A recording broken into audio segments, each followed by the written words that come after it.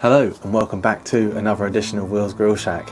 This is a video I've been wanting to do for absolutely ages, a proper Texas offset brisket. Ever since that TMG turned up here, I've wanted to do a brisket, and today is the day that I'm going to do it, and I'm so buzzing. I've got a Creekstone Prime brisket, about 7 kilos worth, so it's a really good size, loads of fat on it, and I'm really excited about doing a proper Texas offset brisket over some amazing oak wood. So this is the pre-build up to me doing the Snake River Farms brisket that I've got in the freezer, which has been the dream to be able to cook a Snake River Farms brisket. So just to make sure I don't muck it up, I thought let's try prime first on this TMG and see how we go. So now let's head over to the bench and I'm going to show you exactly how I do a brisket from start to finish. Okay, and here is our lovely Creekstone brisket that we've got here from Ocean Grill in Southampton. So let's get this out of the vac pack. It's about 7-ish kilos, so let's get it out of the vac pack and take a look at it. Okay, out of the vac pack, and you can see got a nice thick layer of fat on here, which we are going to take some off, and then you can see on the other side just going to need to trim away some of these little scraggly bits here. So I'm going to go ahead and do that. If you want to know how to trim a brisket, I'll leave a link to Wilson's Barbecue below. He's done a video, it's really good, shows you exactly what you need to know. I trim to pretty much the same as what he does, a little bit different, but I'll leave a link below for him. Okay, so that is all trimmed up now. Got rid of all the little scraggly bits, left a nice fat cap on here, as you can see. So now we are ready to season this brisket. So today we're using Texas AF. So we're just going to go over the top, nice coat of that. Then I'm just going to go over a little bit more pepper, so it's more like 2 parts pepper, 1 part salt. Then we just got a little bit of garlic powder, just a little sprinkling.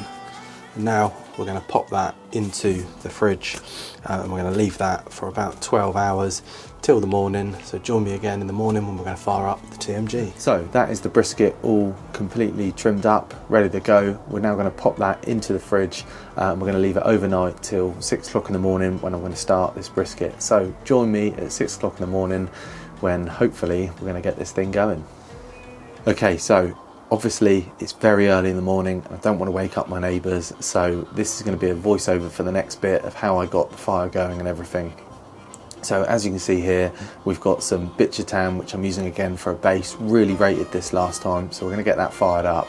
So it's fired up, spitting everywhere because I didn't realise how cold it was, and obviously I left the charcoal out, so it was a little bit damp, so it was spitting. So what we've done now is we're putting that straight into the firebox, and now we're just going to heat that TMG through before we chuck on any of the wood. Okay, so the fire's now going, so let's get some of this wood on. Just going to chuck on a couple of logs just to get it going and build that nice bed that we're trying to create. The fire's now been burning an hour, and this is ready to get this amazing brisket on. So now let's chuck that brisket onto the grates. As you can see in the chamber, I've got the wood already preheating, which means that when you put the wood onto the fire, it's going to catch straight away, and you're not going to get any of that nasty smoke, which is going to give you a really nasty taste on that brisket. Okay, we're now a couple of hours in, so let's head over to the TMG and take a look at how that brisket is doing. So we're now at the 4-hour mark, and you can see we're starting to get some really nice colour on the brisket. TMG's just been really nicely ticking away. As you can see down in there, just been running sort of 1 log every 40 minutes or so, I'd say, and they're only quite small splits, so yeah, everything's good. We'll pop back in a couple of hours. Okay, so we're now at the 6-hour mark, getting some nice bark on this now, so we're now going to start spraying with some soy and some apple vinegar cider. Just a nice coat of that over it, and then we'll just pop back in another hour or so. Okay, so we're now at the 9-hour mark, and you can see the bark is really nice. I've just been probing it to see where we're at, and we're around about the 68-degree mark, and it's really evenly cooked throughout the whole of the brisket. Even the flat is nice and even. So we're just going to swing this round, we're going to put that in, and we're probably going to go to about 75-ish, I would have said. I don't feel like the fat is that spongy at the moment, which is what we're looking for. So I think probably another, maybe another hour, 2 hours, and I think we'll be where we need to be. So we'll pop back then. Okay, so we're now looking at this. You can see it's got a lovely glossy finish to it, and you can see that the fat, it's like a sponge, and you push down into it. Really good. So what we're going to do is go and get this on the bench, and we're going to wrap it in some butcher's paper. Okay, so here it is. All we've done is dampen the butcher's paper just to give it a better stick, really. And what we're going to do is wrap this nice and tight.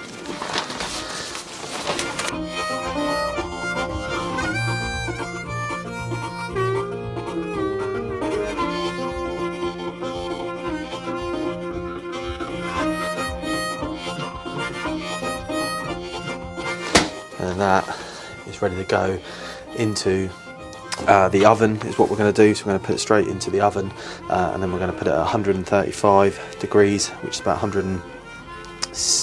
about 250, 260 Fahrenheit. And that's going to go into the oven and cook away until we hit when we're probing like butter. So some of you might think, why am I using a home oven to finish off this brisket? The reason behind this is when you've wrapped your brisket, it's not going to take on any more smoke into the meat. So what's the point in wasting the fuel in the offset and spending the time there, keep feeding the fire every sort of 40 minutes, chucking another log on? It's completely pointless. So you put it into the home oven because you just can let it carry on cooking until you need it done. So that's the reason behind putting it in a home oven. If I had a few more bits of meat on other than just this brisket, I probably would have carried on cooking it on the TMG, or I would have fired up the big green egg and just done it on that. But because it's just one brisket, I think it's easier just to put it in that oven. So it's now been in the oven for 3 hours, and as you can see, it's probing like absolute butter. There's very little resistance with this brisket, and it's looking like it's going to be really, really good. So what we're going to do now is just chuck it into the Yeti for 3 hours, and we're going to let that rest just for 3 hours in that Yeti before we do anything else. So let's come back and join me at the bench when we're going to slice into it. I am excited for this. It smells absolutely amazing. Okay, actually I did 4 hours in the Yeti resting, so it's now rested. So let's head over to the bench, let's slice it up, and let's see how we've done. Okay, so we've got the bark, you can see, really nice jiggle. The fat feels really, really good. I can pick it up quite easily. Just show you there, lovely bark on it. And what we're going to do now is slice straight down the middle with the brisket knife. Oh, just slices like absolute butter, this does. That is lovely. So there's the flat, really good. And then the point, God, the point feels so juicy. Nicely cooked. We've got a nice little smoke ring on that as well. Really happy with how that has turned out. Let's get her sliced up and just look at that beauty. We've got the smoke rings, we've got the bark, and we've definitely got the flavour after trying a couple of bits. This did not disappoint. This was an absolutely amazing brisket, and I know if you follow me on Instagram, I've been teasing you for the last couple of weeks with different posts of this brisket, and it did not disappoint. This was without a doubt the best brisket I've ever done. It was absolutely incredible, and that TMG held temperature perfectly all day, no deviation at all, just chucking on one log at a time, and it just held temperature perfectly. It was an absolute joy to cook on, and the taste and flavour from that brisket was like I've never had before.